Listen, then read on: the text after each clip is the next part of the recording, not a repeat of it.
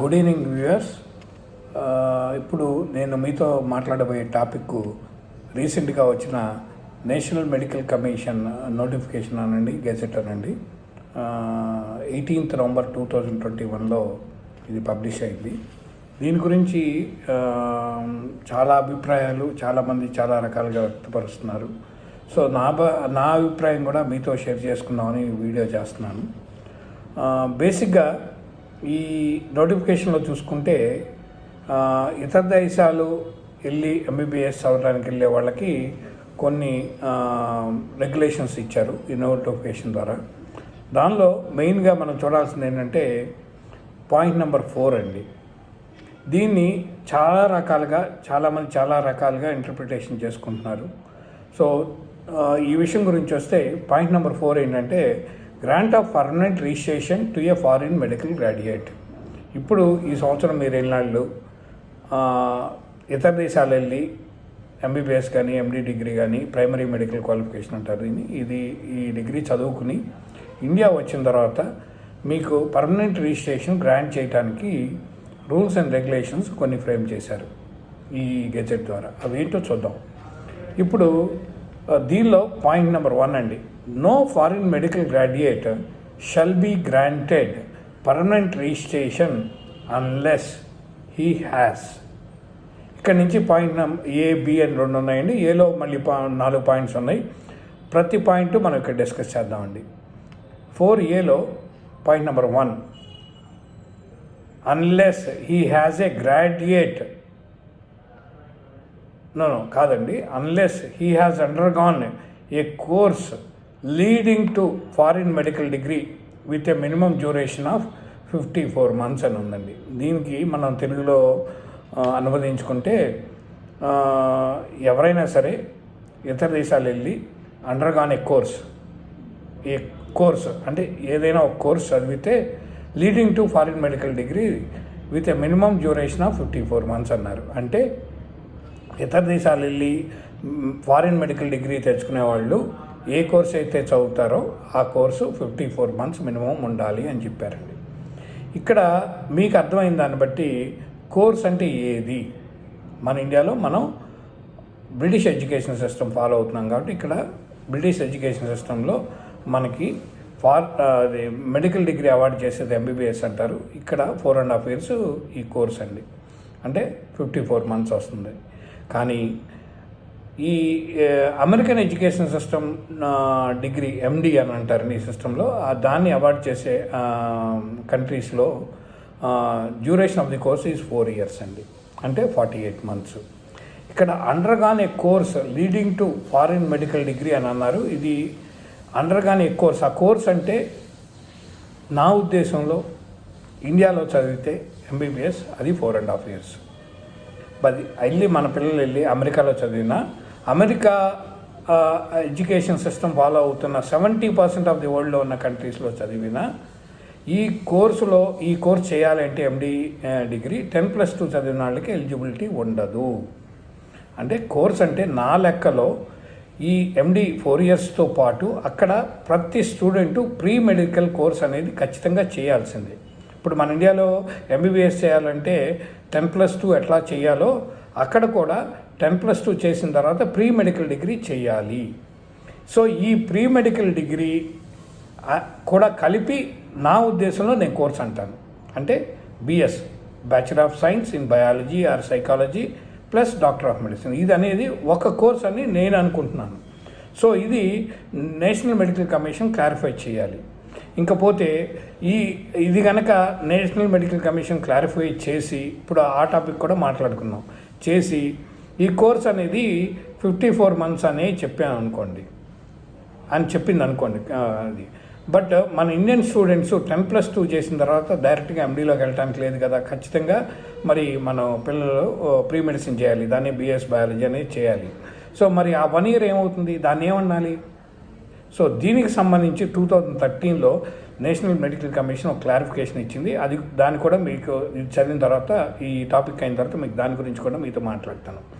So ఇక్కడ నా ఉద్దేశం ప్రకారం కొంతమంది ఏమైనా ఇంటర్ప్రిటేషన్ చేసుకుంటున్నారు, కొన్ని కంట్రీస్ అమెరికా కానీ, కెనడా కానీ, ఆస్ట్రేలియా కానీ, న్యూజిలాండ్ కానీ, ఫిలిప్పైన్స్ కానీ, కరేబియన్ ఐలాండ్స్ కానీ, సెంట్రల్ అమెరికాలో ఉన్న కొన్ని ఐలాండ్స్ అన్నీ కూడా doctor of medicine course afford చేస్తున్నారు. ఇది ఓన్లీ 48 మంత్సే కాబట్టి ఆ దేశాలు వెళ్ళి చదివిన వాళ్ళు బ్యాక్ టు ఇండియా వచ్చి పర్మనెంట్ లైసెన్సు తీసుకోవడానికి అర్హత ఉండదు అని చెప్తున్నారు. సో దీని గురించి నేషనల్ మెడికల్ కమిషన్ క్లారిఫికేషన్ ఇవ్వాలి, whether they are considering doctor of medicine degree along with pre medicine or not అనేది వాళ్ళు క్లారిఫికేషన్ ఇస్తారు. బట్ నా ఉద్దేశం ప్రకారం ఇక్కడ undergone a course leading to foreign medical degree అనేది అమెరికన్ ఎడ్యుకేషన్ సిస్టంలో కోర్స్ అనేది not only MD, it is BSMD అని నా అభిప్రాయం. సో బిఎస్ఎండి కనుక అయితే అక్కడ ఆల్మోస్ట్ బిఎస్ అనేది డ్యూరేషన్ అందరికీ తెలిసిందే, 1 year నుంచి 2 years వరకు ఉన్నాయి. వాళ్ళ యూనివర్సిటీ కాలేజ్ని బట్టి యూనివర్సిటీ అయితే కంప్రెస్ చేసుకుని ట్రై సెమిస్టర్స్ పెట్టుకుని 1 year 3 months నుంచి 1 year 6 months లోపల కంప్లీట్ చేస్తున్నారు. కొన్ని మెడికల్ కాలేజీలు అయితే, సైన్స్ కాలేజీలు అయితే వాళ్ళు 2 years వరకు చదువుతున్నారు. అక్కడ ఉన్న సిస్టమ్ బట్టి ఇతర దేశాల్లో ఖచ్చితంగా ప్రీ మెడిసిన్ డిగ్రీ అయితే ఖచ్చితంగా చేయాల్సిందే. ఇది చేస్తేనే ఈ ఫారిన్ మెడికల్ డిగ్రీకి ఈ లీడింగ్ కోర్స్ అవుతుందని నా ఉద్దేశం అండి. ఇది బిఎస్ఎండి అనేది. సో అప్పుడు 54 months కాదండి, ఆల్మోస్ట్ 1 year దగ్గర నుంచి తీసుకుంటే 66 months నుంచి 72 months వరకు ఇతర దేశాల్లో చదవటానికి టైం పడుతుంది కాబట్టి సో ఇతర దేశాల్లో వెళ్ళే స్టూడెంట్స్కి ఎటువంటి ప్రాబ్లం ఉండదని నేను అనుకుంటున్నాను. ఇంకో విషయం అండి, ఇన్ డెప్త్ వెళ్తే మనం ఇక్కడ మంత్స్ గురించి నేషనల్ మెడికల్ కమిషను ఇన్ని మంత్స్ చదవాలి అని అన్నారు. ఇన్ని మంత్స్ చదువుతున్నప్పుడు ఆ మంత్లో ఎన్ని హాలిడేస్ వస్తాయి, ఎన్ని రోజులు కాలేజీ రన్ అవుతుంది అనేది ఎవరికి ఎక్కడా కూడా క్లారిటీ ఉండదు. ఇప్పుడు కొన్ని కాలేజీల్లో సో ఇక్కడ మంత్స్ కన్నా కూడా హవర్స్, అంటే ఇప్పుడు అనాటమీ చదవాలంటే ఇన్ని యూనిట్ అంటే యూజువల్గా ఇతర దేశాల్లో అంటే వెస్ట్రన్ కంట్రీస్లో మెడిసిన్ చదువుతున్న వాళ్ళకి ఒక unit is equal to 11 hours of lecture hours and 3 hours of lab hours అండి. ఇది ఒక యూనిట్గా మెజర్ చేస్తారు అన్ని వెస్ట్రన్ కంట్రీస్లో, అడ్వాన్స్ కంట్రీస్ అన్నింటిలో కూడా. అట్లాగే మన నేషనల్ కమిషన్ కూడా ఒక సిస్టమ్ ఇన్స్టెడ్ ఆఫ్ మంత్స్, ఇప్పుడు అనాటమీ, ఫిజియాలజీ, బయోకెమిస్ట్రీ వాళ్ళందరికీ తెలుసు, ఎందుకంటే ఎన్ఎంసీలో పెద్ద పెద్ద మేధావులు ఉన్నారు, డాక్టర్స్ ఉన్నారు, వాళ్ళందరికీ తెలుసు ఏ కోర్సు ఏమేమి టాపిక్స్ చదవాలి, ఆ టాపిక్కి ఒక్కో టాపిక్కి ఎన్ని గంటల లెక్చర్స్ అవసరం అనేది కూడా తెలుసు. దాన్ని బట్టి if they కమ్అట్ with a regulation with instead of months అవర్స్లో కనుక చెప్తే బాగుంటుందని నా ఉద్దేశం అండి. ఓకే అండి, ఇక్కడతో ఈ పాయింట్ నెంబర్ 4 A1 అయిపోయిందండి. 2లో ఏమైనా రాస్తుందంటే undergone internship minimum duration of 12 months in the same foreign medical institution అని ఉందండి. అంటే మనం ఏ ఇతర దేశాలు వెళ్ళి ఏ మెడికల్ కాలేజ్ చదువుతామో ఆ మెడికల్ కాలేజీకి అటాచ్ అయ్యున్న టీచింగ్ హాస్పిటల్స్లో 12 నెలల ఇంటర్న్షిప్ ఖచ్చితంగా చేయాలని ఉంది. ఇది వాళ్ళు క్లియర్గా చెప్పారు. ఇంతకుముందు ఏంటంటే అక్కడ చేసినా చేయకపోయినా ఇండియాలో వచ్చి చేయాలనేవారు, ఇప్పుడు అక్కడే ఖచ్చితంగా చేసి రావాలని చెప్పారు. ఇది వెల్కమింగే, నో ప్రాబ్లం. ఇంకా పాయింట్ నెంబర్ 3లోకి వస్తే received a foreign medical degree with a medium of instruction in English and studied the mandatory subjects specified in the Schedule 1. Schedule 1లో మెడికల్ సబ్జెక్ట్స్ ఏమేమి చదవాలని ఉంది. ఆల్మోస్ట్ ప్రతి కంట్రీ కూడా వీఆర్ ఆల్ హ్యూమన్ బీయింగ్స్ అండి, అందరికీ ఉండే ఆర్గాన్స్ అయ్యే ఉంటాయి. మెడిసిన్లో కూడా సబ్జెక్ట్స్ అన్నీ అయ్యే ఉంటాయి కాబట్టి ఆల్మోస్ట్ అన్ని కంట్రీస్ కూడా ఈ Schedule 1ని మీట్ అవుతున్నాయి. కాకపోతే కొన్ని కంట్రీస్ మీడియం ఆఫ్ ఇన్స్ట్రక్షన్ ఇంగ్లీష్లో వస్తున్నాయి, కొన్ని మీడియం ఆఫ్ ఇన్స్ట్రక్షన్ వాళ్ళ లోకల్ లాంగ్వేజ్లో వస్తున్నాయి. కాబట్టి ఇక్కడ ఖచ్చితంగా మీడియం ఆఫ్ ఇన్స్ట్రక్షన్ ఇంగ్లీష్ అని చెప్పారు. ఓకే అండి, అక్కడితో మనకి పాయింట్ నెంబర్ 4లో ఏ టాపిక్ అయిపోయిందండి. ఇకపోతే బి తీసుకుంటే ఇక్కడ unless he has to registered with the respective professional regulatory body or otherwise competent to grant license to practice medicine in their respective jurisdiction of the country in which the medical degree is awarded and at par to the license to practice medicine given to the citizens of that country అని ఉందండి. దీని meaning ఒకళ్ళు ఒక రకంగా తీసుకుంటున్నారు. నేను తీసుకునే meaning ఇతరులు తీసుకునే మీనింగు ఒక రకంగా చెప్తానండి. సో ఈ మన స్టూడెంట్స్ వెళ్ళి ఏ దేశంలో చదువుతారో ఆ దేశంలో ఉన్న ప్రొఫెషనల్ రెగ్యులేటరీ బాడీలో రిజిస్టర్ అయ్యి ఉండాలి అని ఉంది దీనిలో. ఇది నేను తీసుకున్న ఉద్దేశం అండి.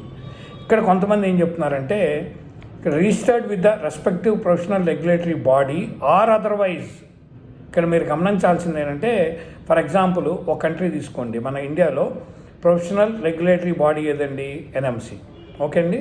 సపోజ్ ఆస్ట్రేలియా తీసుకుంటే ఆస్ట్రేలియన్ మెడికల్ కౌన్సిల్, కెనడా తీసుకుంటే Canada medical council, sir Philippines తీసుకుంటే ఫిలిప్పైన్స్లో రెగ్యులేటరీ బాడీ ఏంటి? చెడ్ అండి, కమిషన్ ఆఫ్ హైయర్ ఎడ్యుకేషన్. అట్లాగే యూఎస్లో తీసుకుంటే యునైటెడ్ స్టేట్ మెడికల్ బోర్డు ఉందండి, వాళ్ళు రెగ్యులేటరీ బాడీ. సో ఇక్కడ ఏమంటున్నారు? Professional regulatory body or otherwise. కొన్ని కంట్రీస్లో ఏంటంటే పిఆర్సీలు ఉంటాయండి, ప్రొఫెషనల్ రెగ్యులేటరీ కమిషన్స్ ఉంటాయి.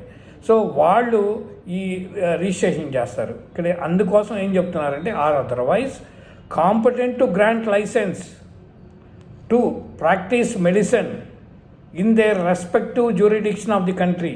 అంటే ఆ కంట్రీ యొక్క జ్యూరిడిక్షన్లో ప్రాక్టీస్ చేయడానికి లైసెన్స్ గ్రాంట్ చేసే బాడీ అయ్యి ఉండాలి అది. ఓకే అండి. ప్రొఫెషనల్ రెగ్యులేటరీ బాడీ అయినా అవ్వచ్చు, ప్రాక్టీస్ చేయడానికి లైసెన్స్ ఇచ్చే బాడీ అయినా అవ్వచ్చు, ఏదైనా ఉండాలి.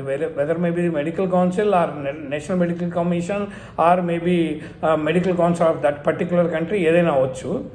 In which medical degree is awarded. ఆ కంట్రీలో మెడికల్ డిగ్రీ అవార్డ్ చేసే award and at par with the license to practice medicine given to the citizens of that country. అంటే ఈ రిజిస్టర్ అయ్యే మన పిల్లలు రిజిస్ట్రేషన్ చేయించుకునే బాడీ వాళ్ళ ఫిలిప్పైన్స్ సిటిజన్స్కి, అమెరికన్స్ అయితే అమెరికన్ సిటిజన్స్కి, కెనడా అయితే కెనడా సిటిజన్స్కి, ఆస్ట్రేలియా అయితే ఆస్ట్రేలియన్ సిటిజన్స్కి ప్రాక్టీస్ లైసెన్స్ ప్రాక్టీస్ చేయడానికి లైసెన్స్ ఇచ్చే బాడీ అయ్యి ఉండాలండి. అది మీనింగ్ అది. సో ఆ బాడీతో మన పిల్లలు రిజిస్ట్రేషన్ చేసుకుని రావాలి. కానీ ఆ బాడీ దగ్గర నుంచి మన పిల్లలు అక్కడ కంట్రీలో ప్రాక్టీస్ చేయడానికి లైసెన్స్ తీసుకోమని ఎక్కడా లేదు నా ఉద్దేశం ప్రకారం. దీనిలో మీరు ఒక్కసారి మళ్ళీ అది చదివితే కనుక మీకు క్లియర్గా అర్థమవుతుంది. మరోసారి నేను చదివి వినిపిస్తాను.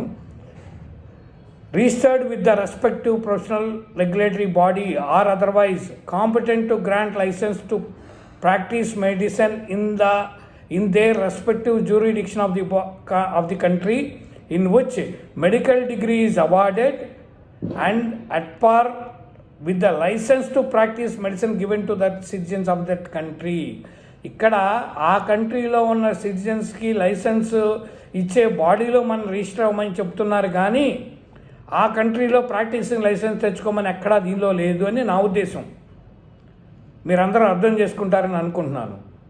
సో ఇక్కడ ఏ దేశం అయితే మన పిల్లలు చదువుతారో ఆ దేశంలో ఆ దేశస్తులకి మన పిల్లలు చదివే కాలేజీలో ఇచ్చే డిగ్రీ వాళ్ళ కాంపిటెంట్ బాడీ, లైసెన్స్ ఇచ్చే బాడీ రిజిస్టర్ చేసుకుంటే మన పిల్లల డిగ్రీ కూడా సరిపోతుంది తప్పితే ఆ కంట్రీలో ప్రాక్టీస్ చేసే లైసెన్స్ తెచ్చుకోవాలని ఎక్కడ లేదు. ఎందువల్లంటే ఏ కంట్రీకి ఆ కంట్రీ మెడికల్ సిస్టమ్ ఆ కంట్రీ దీని ప్రకారం ఉంటుంది.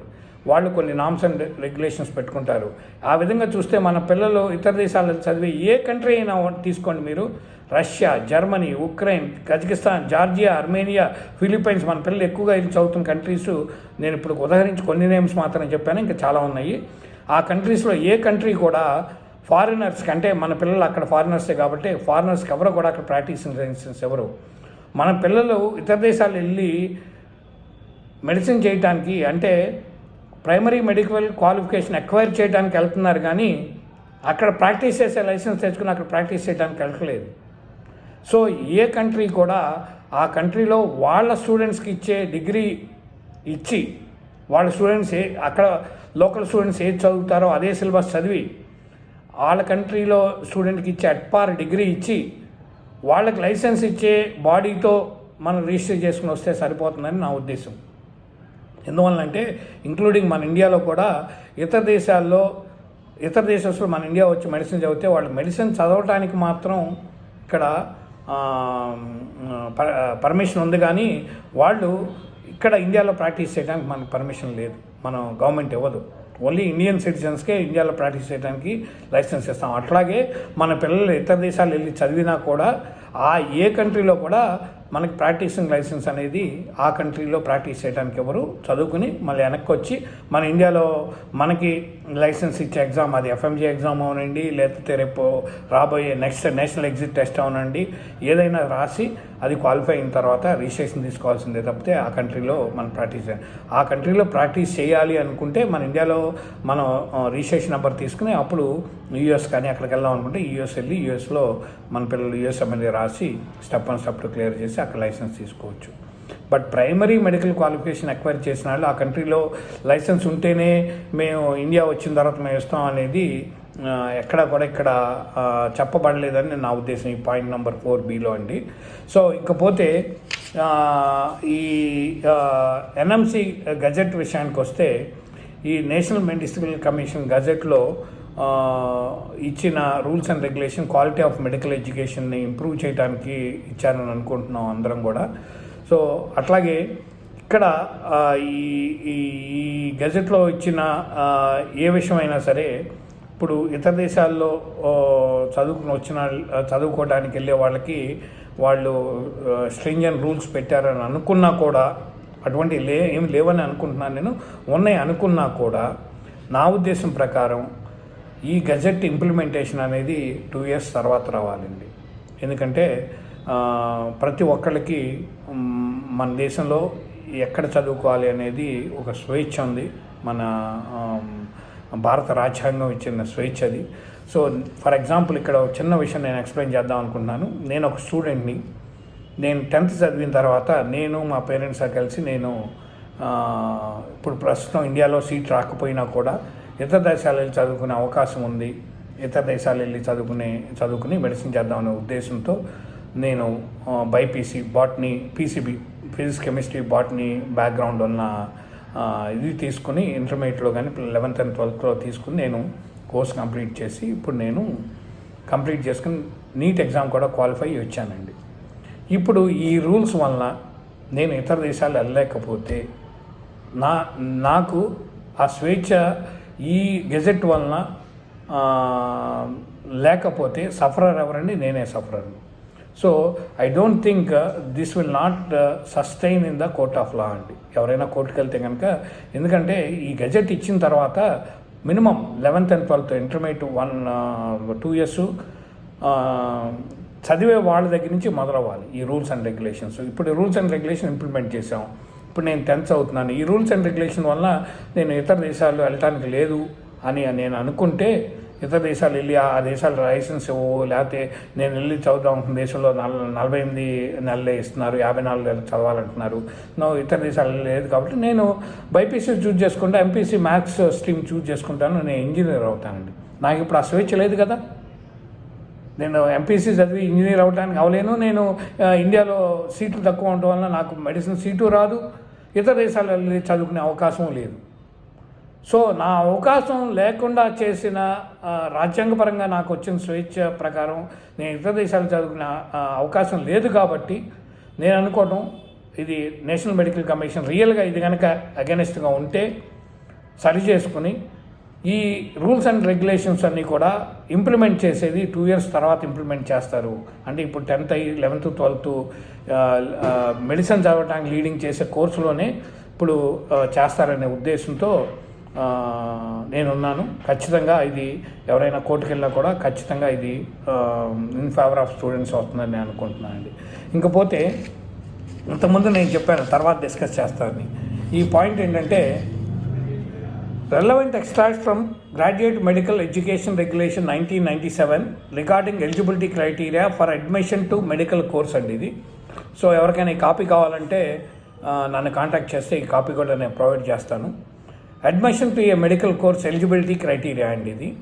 No candidate shall be allowed to admit to the medical curriculum proper of first Bachelor of Medicine and Bachelor of Surgery MBBS course until she shall complete the age of 17 years on or before 31st December of that year of admission into MBBS course. Okay అండి, ఇది ఒక 17 years వచ్చేది అందరికీ తెలిసిందే, 17 years ఉండాలి. He or she has passed qualifying examination as under the higher secondary examination or the Indian school certificate examination, which is equivalent to 10+2 higher secondary examination after a period of 12 years study. The last 2 years of study comprising of physics, chemistry, biology and mathematics or any other elective subjects with English at a level not less than core course for English as prescribed by the National Council for Education, Research and Training after the introduction of the 10+2+3 years educational structure as recommended by the National Committee on Education. దీని meaning ఏంటంటే 10+2 చదివిన వాళ్ళు +2లో last 2 years, 12 yearsలో last 2 years అంటే 11th and 12thలో కానీ ఇంటర్మీడియట్లో కానీ physics, chemistry, biology ఖచ్చితంగా చదివి ఉండాలి. ఓకే అండి, ఇక్కడ ఒక నోట్ ఇచ్చారండి దీని కింద. దానిలో ఏంటంటే wear the course content is not as prescribed for 10+2 education structure of the national committee, the candidates will have to undergo a period of 1 year pre-professional training before admission to the medical college. Course content కనుక 10+2కి డిజైన్ది కానిది అయితే, ఇక్కడ మన MBBS course content దేనికి design చేశారండి? 10+2 చదవడానికి MBBS course design చేశారు. But American education సిస్టంలో డాక్టర్ ఆఫ్ మెడిసిన్ కోర్స్ అనేది 10+2 చదవడానికి డిజైన్ చేసింది కాదు. 10th అయిపోయిన తర్వాత +2 కొన్ని కంట్రీస్ ఫాలో అవుతున్నాయి. +2 లేకపోయినా 3 years or 4 years of pre medicine చేయాలి. అందువలన మన మెడికల్ కౌన్సిల్ ఆఫ్ ఇండియా 1997లోను దాని తర్వాత 2013లో ఇచ్చిన రెగ్యులేషన్స్ ప్రకారం 1 year ఎవరైతే course content MBBS course content కాకుండా వేరే కోర్సులోకి వెళ్తున్నారో వాళ్ళు 1 year of pre professional training before admission to the medical college అని క్లియర్గా రాశారండి. దానిలో డైరెక్ట్గా ఎండి ఎక్వైర్ చేసి వచ్చే వాళ్ళకి ఖచ్చితంగా 1 year ప్రీ మెడిసిన్ కోర్స్ చదవాల్సిందే. ఇక్కడ మొన్న 18th ఇచ్చిన నోటిఫికేషన్లో వాళ్ళు అందువల్లనే 48 months గురించి డిస్కస్ చేయలేదు. ఎందుకనంటే course content other than MBBS course content ఏ కోర్సులో చదువుతారో వాళ్ళు ఖచ్చితంగా 1 year ప్రీ ప్రొఫెషనల్గా ప్రీ మెడిసిన్ చేయాలని క్లియర్గా ఉంది దీనిలో. అది కూడా ఇంకొక పాయింట్ ఏం చెప్పారంటే the pre medical course may be conducted either at a medical college or science college అని చెప్పారండి. ఇది కూడా ఉంది 1997 రెగ్యులేషన్లో. సో ఇది ఆల్రెడీ ఉంది కాబట్టి ఈ నేషనల్ మెడికల్ కమిషన్ ఇచ్చిన రీసెంట్ గెజెట్లో దీని గురించి ప్రస్తావించలేదని అనుకుంటున్నాను.